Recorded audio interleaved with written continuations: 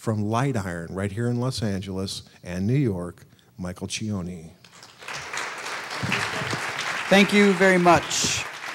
I came up with this phrase that I started using called technative, because when I was young, people said, well, you're either left-handed or right-handed, so you're either left-brained or you're right-brained, and I was like always confused because I was both-handed and I liked both sides of my brain. I don't know who doesn't, but apparently teachers thought you can only have one or the other, at least mine did. So I like the idea of being technative and merging the technological and the creative components together. So here are three that everybody deals with. These are totally independent groups that have independent hardware and software and sometimes departments and unions. But it keeps going, especially in things like asset management and reports, which nobody likes to deal with. Nobody wants to write anything down. And then web dailies review and rough cut review. Huge component to this, because this is the true level of collaboration. So what we did is just take a bunch of these things and a whole bunch of other things, and we said, let's combine them into one tool. And this tool got really, really exciting. And we call it Live Play, and we're now on version 3. Live Play 3 is absolutely the most advanced collaboration tool in the market. I am able to say that with the straightest poker face of all time, because I know every other system out there and I use them, but I know, because I use them, where they stop, where the sidewalk ends. And I'm tired of the sidewalk ending all the time. So for those of you that need a little bit of basic information, this is some of the stuff. It's encrypted, it's cloud access, these are pretty simple things. But here's a really big one. It's the first live streaming dailies review tool. Video Assist Cloud Review. This is great. Video Assist is when we play back things on set, but the problem is no one else can look at that. So if you have a visual effects person that can't be on set, if you have a second unit that can't be on set, if you have a producer that can't be on set, why they can't review things at the speed in which the set can makes no sense. It's the first NLE I/O dailies review tool. This is really cool. We've built a tool that allows it to integrate into your NLE, and I'm going to show that, and you guys are going to love it. First daily tools that combines cloud and local serving. If you are in a place where there is no internet access or no Wi-Fi access, it works offline. So it will work within a 300-foot radius of your camera so that at least you have it there. And then when you get back to the hotel or the airport, it'll just ping a Wi-Fi network, and then it'll start pushing everything up. So as soon as it finds civilization, it will put it so other people can use it. First dailies tool that includes camera reporting. This is a big deal because we have far too much paperwork. And it's the first VTR tool that integrates off-site units. And then we got this thing that we're kind of toying with, the smart MD, the smart metadata. The problem with metadata is every time I do a metadata cycle or demo or exploration, people say, well, who enters that metadata? We need to make this automatic. And so what we're doing is we're working harder and harder and harder to make it completely invisible to actually get the metadata. And what I'm going to show you is artificial intelligence. It's true metadata. Now, here's something asleep. Tell me, yell out to me, what are some forms of metadata that this device is giving us? Let's hear it. Time code, frame rate, the camera, what else? The date, this is important, yeah. Roll number, good. Because of that, I can start subtracting things and figuring out what they probably are, because I can eliminate a whole bunch of other potentials based on this. You see, time code is obviously the cornerstone. It's the anchor of building a good metadata system. But I also get a sound file, right? The sound file actually has the time code, and it has something else attached to it. What is it? Yes, the scene and take. The sound person is actually capturing scene and take. If they have scene and take, and they have time code, and the camera has time code, I now have this bridge that starts to be built between these things. And now the camera doesn't need to enter. See, what we used to think is we need cameras where we can enter the scene and take information, and some cameras do that. It's never going to happen, I promise. I went 100 years in the future, we didn't do it, so I came back, said that was a bad idea. We never enter data into a camera. We need it to be given to us. The camera needs to be told what scene and take it is. And this is how we do it. Now, we haven't actually done anything. This is all given to us. And so if we could write a program that could read all this stuff and extrapolate the important information and compile it together, we have a whole bunch of stuff for free. Except there's one thing we're missing, a big thing. Everything I just showed you up there is fairly technical in nature, right? And I kind of qualify that as technical metadata. But there's a level of metadata that is different, creative metadata. Did you realize that a writer has populated more metadata in the movie, in the project, than anybody else? Do you realize that? They've put every location, every person, every place, every time of day, every significant action. We even know certain types of camera moves. It's all written in there. And it automatically is taking the script and extrapolating all the information that can exist in a script and turning it into metadata. And then it uses the time code and the scene and take, which are automatically being given to us, to assign itself to where it goes. And it's automatic. There we go. Aha. It's building an entire super highly intelligent database. And it makes your script come to life. Everybody thinks, how do I make my video clips come to life? That's backwards.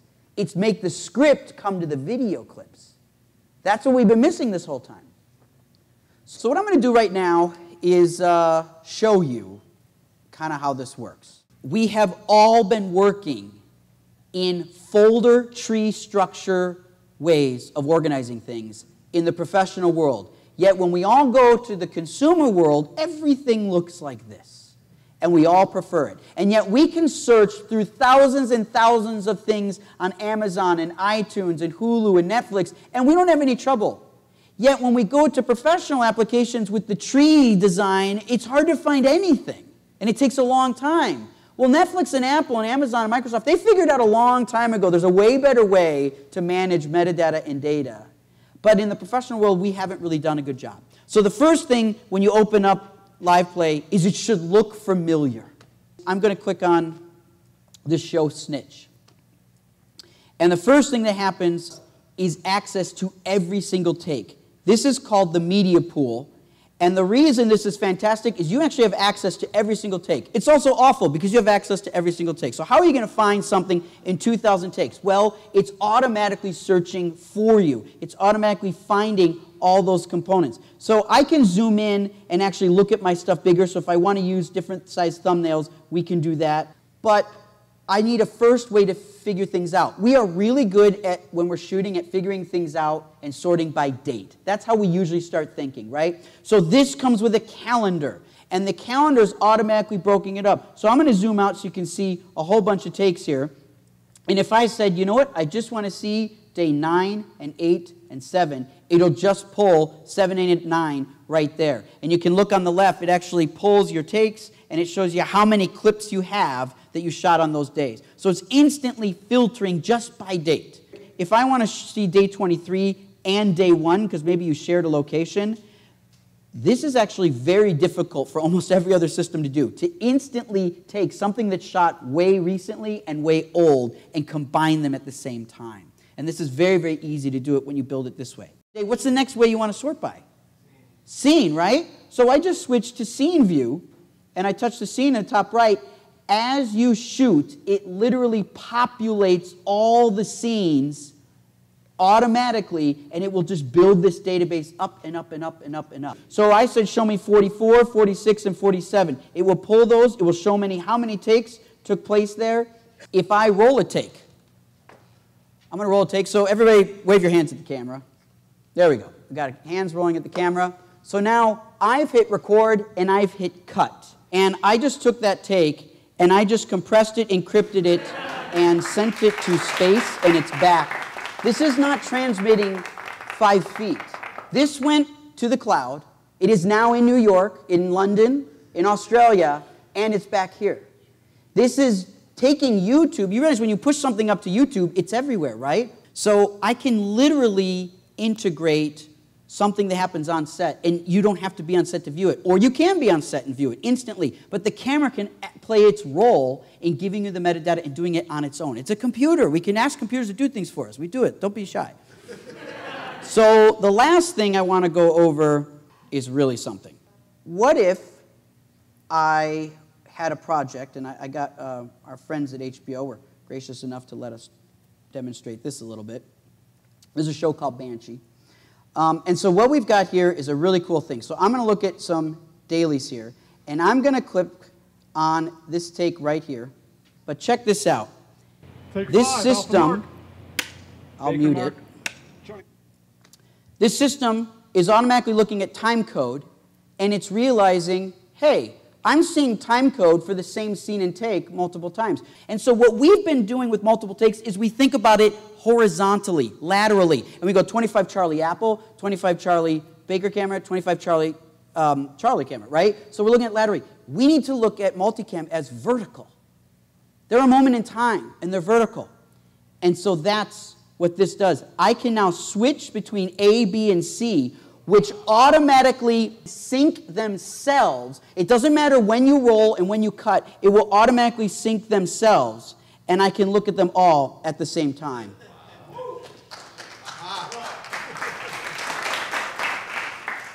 So it's a really, really exciting way to integrate fast dailies. You realize that just by watching it this way, you're cutting down, if you're a 3-camera show, you're cutting down your dailies review time by 66%. Because you can actually watch all of them at once. How helpful is that to a cutting room? How helpful is that to a busy editor? But then there's another level of sorting. So I want to say, I want to be able to sort by circle takes and the restaurant and semi-truck and the courtroom. And I want to sort by a couple different lenses and by Jonathan, Vanessa, and Daniel, which are actors. So now I have these little buttons here that allow me to start sorting. And watch this. At the very bottom, you see there's 1,435 takes in this media pool. This big, fat media pool has 1,400 takes in it. First of all, just show me those that were marked circle. Now there's 475. Show me how many take place in the courtroom. Now there's 25. How many of the 25 shots were shot on a 50-millimeter lens? 7. How many have Jonathan in them? 2. 1,435 to 2 takes because I'm looking for any specific possible combination of sortability. It's magnificent because you can take hours and hours of work and it actually becomes fun because you learn how to sort and figure out what you're looking for. And if there's multicam, it will automatically stack that for you. So if there's 2 takes here but 6 cameras, you're only going to see 2 takes. Amazing. Thank you. So it would be amazing, except for most people, it would end right here. The iPad is a great integration tool, but it's no good if it just stops on the set and it doesn't involve the cutting room, because the cutting room is where everything comes to life, and that's where actually most of the work is done. I'm going to click on a take here, and I want to give a specific note, a note that I couldn't have pre-baked before. So this is something that's very important. You're watching a take, and you want to make a note. I need you to tell me what that note is. Corkscrew. Great one. Corkscrew. Okay, so that corkscrew happens at this unique time code, okay? So now, when I go back on this take, if I come back to it, you see there's a little diamond in the play bar there. That's the note. It's attached to the clip now, okay? So now I'm going to select all this crap, and I'm going to send myself an XML. This has my email on it, so I could send myself an XML, and I'm going to hit send. Okay, here we go. I am going to get rid of everything except my email here, and let's see if we get online. There we go. So I got it sent me that. I'm going to download this list right here. Can you guys see that okay? You read my email okay? Good, okay. So I'm going to open up Final Cut 10, and I'm going to say import this XML, and it's going to be this guy right here. So it's going to import. I don't have the footage on here, but we can look at the XML with offline media for now, because I don't have the whole movie on my laptop or anything like that. So I got a bunch of clips here, and what we're going to do is the first thing that happens is if you look on the left, my keyword collections are named already. So everything that was shot with a 50 millimeter in that, here are all those takes, right? because it already knows, well, these are all the takes that were, so I could sort by 50 millimeter, and I've already got those keyword collections pre-built. This is the thing that people miss with Final Cut. If you love Avid and Premiere, it's great. Those are great tools. But they can't do this. And this is what the future of editing actually is. It's keyword collections. It's metadata for speed. Cutting rooms will be forced to cut faster because these systems will cut for you because of metadata like this. So, if I were to sort by courtroom, here's all the things called courtroom. And of course, I can look at everything here, and I could go to my rename everything. Let's see, modify, custom name, scene and take. And of course, it's going to name all my stuff scene and take because it's already got the scene and take. So now my files are all displayed as scene and take names, right? Automatically. And corkscrew, right. So if I want to sort by corkscrew, uh-oh, what's this? Put that in there. Uh-oh, what's this? It looks like we have a marker. I'll zoom in here. And if I click on that, corkscrew. And it says, who made corkscrew? It knows I wrote the corkscrew on my user, so if someone else made a note, it says their name. I know that's low res. It says Michael Corkscrew, which is a good way to describe me. There you go, yeah. This is how fast you can sort, and it becomes part of the metadata itself, right? It's now part of the file. So I can sort by the camera, I can sort by the actor. If I have to go Daniel, I just look at all the clips with Daniel in it. The editor could literally be 3,000 miles away, watching on live play, because you don't have the dailies yet, obviously, but you've got a proxy. Until today, proxy files were unintelligent, so you couldn't rely on them except for a picture reference. This ties the benefits of timecode-based legitimate or hero dailies with a proxy file through all sorts of metadata, and it happens to add about 50 other things, right? So yes, editors can play a more proactive role in the production, and they don't have to be penalized by being far away and needing dailies to actually get going. And that's why people are going to be expected to take advantage of this.